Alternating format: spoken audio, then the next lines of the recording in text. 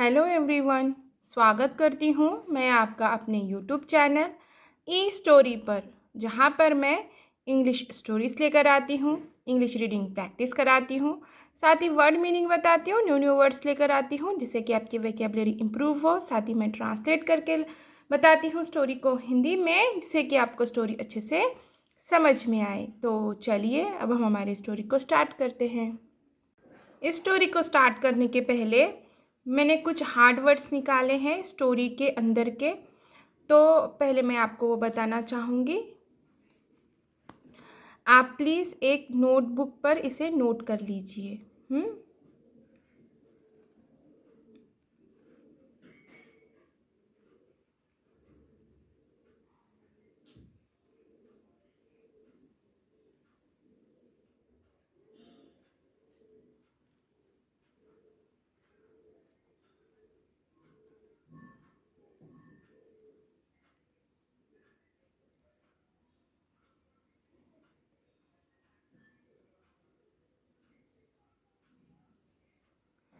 और अब हम इस स्टोरी को स्टार्ट करते हैं। स्टोरी का नाम है the merchant and his foolish donkey. Merchant एक व्यापारी, एंड और हिज उसका, फूलिश डोंकी यानी कि मूर्ख गधा। The merchant and his foolish donkey, एक व्यापारी और उसका मूर्ख गधा। One beautiful spring morning. One एक ब्यूटीफुल सुंदर, स्प्रिंग वसंत, मॉर्निंग सुबह। वन ब्यूटीफुल स्प्रिंग मॉर्निंग, एक सुंदर वसंत की सुबह। A merchant loaded his donkey with the bags of salt to go to the market in order to sell them. A merchant, एक व्यापारी, loaded लादा, his donkey अपने गधे पर, with the bags of salt नमक के बोरियां या फिर नमक के थैले। गो टू यानी कि गया, द मार्केट यानी कि बाजार, in order to sell them उन्हें बेचने के लिए। A merchant loaded his donkey with the bags of salt to go to the market in order to sell them. एक व्यापारी अपने गधे पर नमक की बोरियां लादकर उन्हें बेचने के लिए बाजार गया। The merchant and his donkey were walking along together.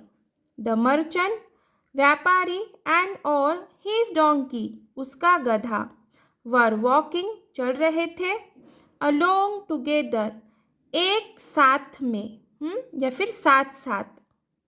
The merchant and his donkey were walking along together, एक व्यापारी और उसका गधा एक साथ में या फिर साथ साथ चल रहे थे। और ये पास्ट कंटिन्यूअस टेंस का सेंटेंस है, क्योंकि यहाँ पे सब्जेक्ट प्लस हेल्पिंग वर्ब में से वर आया है और उसके बाद से मेन वर्ब के फर्स्ट फॉर्म के साथ में आईएनजी है और अदर वर्ड्स, इसलिए ये पास्ट कंटिन्यूअस टेंस का सेंटेंस है। Subject plus helping verb plus main verb के फर्स्ट फॉर्म के साथ में आईएनजी और अदर वर्ड्स। और यहाँ पर जो पास्ट कंटिन्यूअस टेंस का सेंटेंस है, ये पास्ट में कोई क्रिया चल रही होती है ये बताने के लिए आता है। They had not walked far when they reached a river on the road. They way had not नहीं थे, वॉक्ड चल रहे, चले, फार दूर, बहुत दूर। दे हैड नॉट वॉक्ड फार, वे बहुत दूर नहीं चले थे।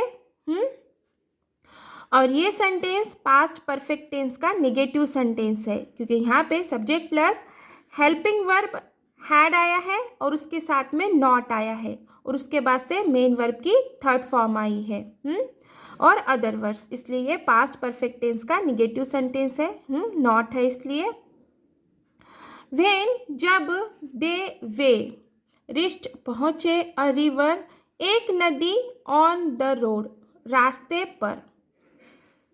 When they wrist a river on the road, जब वे रास्ते पर नदी पर पहुँचे।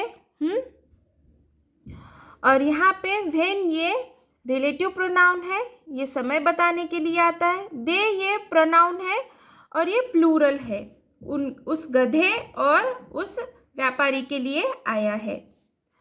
अनफॉर्चुनेटली, दुर्भाग्य से, the donkey slipped and fell into the river and noticed that the bags of salt loaded on his back became lighter.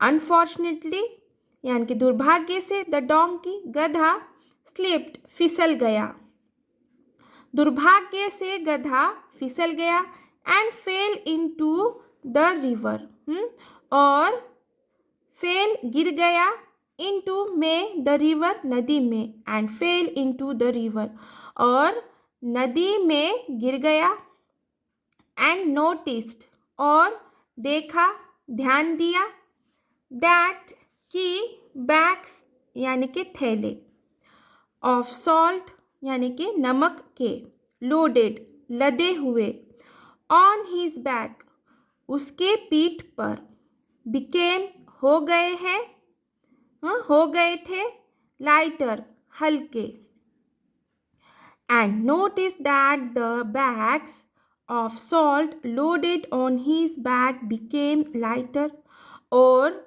देखा कि थैले उसके पीठ पर लदे हुए नमक के हल्के हो गए थे। ऑफ सॉल्ट यानी कि नमक के थैले, और देखा कि नमक के थैले उसके पीठ पर लदे हुए हल्के हो गए थे। There was nothing the merchant could do. There was था, थी का सेंस आएगा क्योंकि वॉज है। नथिंग यानी कि कुछ नहीं, द मर्चेंट यानी कि व्यापारी, कुड यानी कि सका, शक्यता दर्शाने के लिए आता है कुड, डू यानी कि करना। There was nothing the merchant could do, व्यापारी कुछ नहीं कर सका, except return home, where he loaded his donkey with more bags of salt. Except के सिवाय, रिटर्न लौटने के, होम घर, व्यापारी कुछ नहीं कर सका सिवाय घर लौटने के, एक्सेप्ट रिटर्न होम।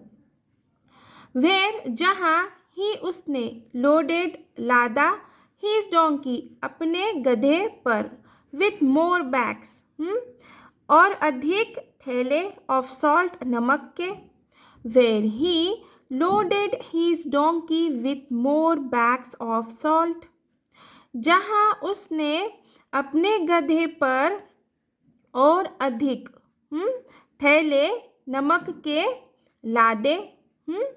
और ये भी सिंपल पास्ट टेंस का अफर्मेटिव का सेंटेंस है क्योंकि यहाँ पे सब्जेक्ट प्लस मेन वर्ब की सेकेंड फॉर्म आई है, और ऑब्जेक्ट और अदर वर्ड्स। वेयर ये रिलेटिव प्रोनाउन है, और ये समय दर्शाने के लिए आया है। सॉरी, वेयर ये रिलेटिव प्रोनाउन है और ये जगह दर्शाने के लिए आया है, स्थान के लिए आता है।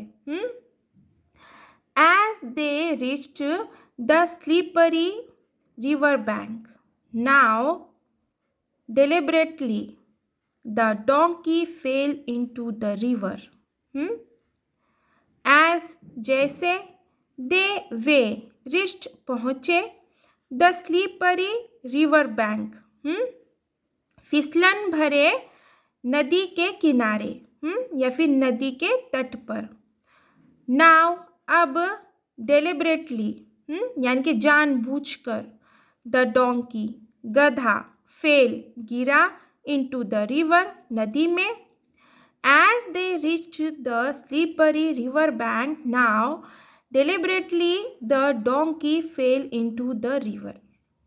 जैसे वे नदी के किनारे फिसलन भरे नदी के किनारे पहुँचे, अब गधा जानबूझकर नदी में गिर गया या फिर गिरा। और ये सिंपल पास्ट टेंस का अफर्मेटिव का सेंटेंस है क्योंकि यहाँ पे सब्जेक्ट प्लस मेन वर्ब की सेकेंड फॉर्म आई है और अदर वर्ड्स। और ये भी सिंपल पास्ट टेंस का अफर्मेटिव का सेंटेंस है क्योंकि यहाँ पे सब्जेक्ट प्लस मेन वर्ब की सेकेंड फॉर्म आई है और other words. And wasted all the bags of salt on its back again. And और वेस्टेड बर्बाद किया, ऑल द बैग्स सारे थैले, ऑफ सॉल्ट नमक के, ऑन इट्स बैक यानी कि अपने पीठ पर के, अगेन फिर से।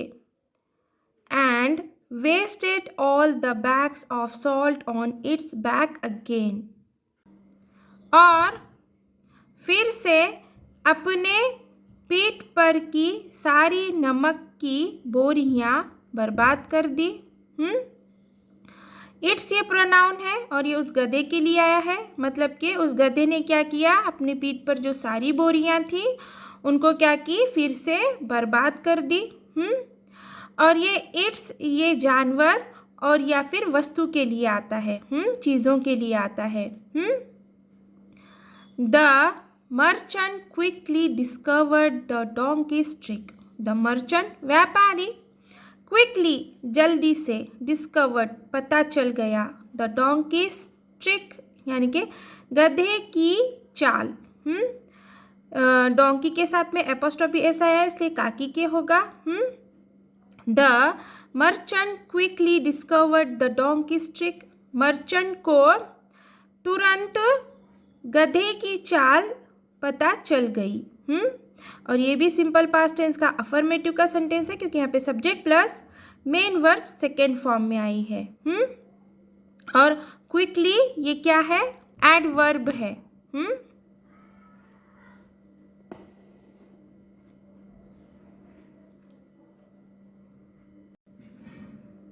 He then returned home again। ही वह, then फिर, return लौटा, home घर, again फिर से। He then returned home again। वह फिर से घर लौटा। ही ये प्रोनाउन है और ये उस व्यापारी के लिए आया है। रिटर्न ये मेन वर्ब है, सेकेंड फॉर्म में आई है, इसलिए ये सिंपल पास्ट टेंस का अफर्मेटिव का सेंटेंस है। But reloaded his donkey with the bags of sponge. But लेकिन रीलोडेड फिर से लादा, हीज डोंकी अपने गधे पर, विद द बैग्स यानी कि थैले, ऑफ स्पंज स्पॉन्जेस यानी कि स्पंज के। But reloaded his donkey with the bags of sponges. लेकिन अपने गधे पर स्पंज के थैले फिर से ला दे। The foolish tricky donkey again set on its way. The foolish tricky donkey यानी कि मूर्ख चालबाज गधा, अगेन फिर से, सेट ऑन इट्स वे अपना रास्ते पर, सेट किया उसे, सेट हुआ। The foolish tricky donkey again set on its way. मूर्ख चालबाज गधा फिर से अपने रास्ते पर हुआ, सेट हुआ। On reaching the river he again fail into the water. On reaching यानी कि पहुँच कर, द रिवर नदी पर, ही वह, अगेन फिर से, फेल गिरा into में the water, पानी में. On reaching the river, he again fell into the water. नदी पर पहुंचकर वह पानी में फिर से गिरा. और ये सिंपल पास्ट टेंस का अफर्मेटिव का सेंटेंस है, क्योंकि यहाँ पे सब्जेक्ट प्लस मेन वर्ब की सेकेंड फॉर्म आई है और object. But instead of the load becoming lighter it became heavier. But लेकिन इंस्टेड बजाय ऑफ द लोड, यानी कि बोझ. यहाँ पर लोड को ये नाउन के तौर पर यूज़ हुआ है. मतलब कि यहाँ पर लोड ये नाउन के तौर पर आया है. और यहाँ पे जो इससे पहले जितने बार भी लोड आया है, लोडेड आया है, जैसे कि यहाँ पर ये मेन वर्ब की सेकेंड फॉर्म में आई है. यहाँ पे ये मेन वर्ब है और यहाँ पे ये क्या है, नाउन है. बिकमिंग यानी कि हो गया, लाइटर यानी कि हल्का. But instead of the load becoming lighter, लेकिन बोझ हल्का होने के बजाय इट वह बिकेम हो गया, हेवियर भारी. इट बिकेम हेवियर, वह भारी हो गया. यानी कि वो जैसे ही पानी में बैठा, गिरा, तो जो स्पंज थे उसके वजह से क्या हुआ, वो जो थैला था वो हल्का होने के बजाय क्या हो गया, भारी हो गया.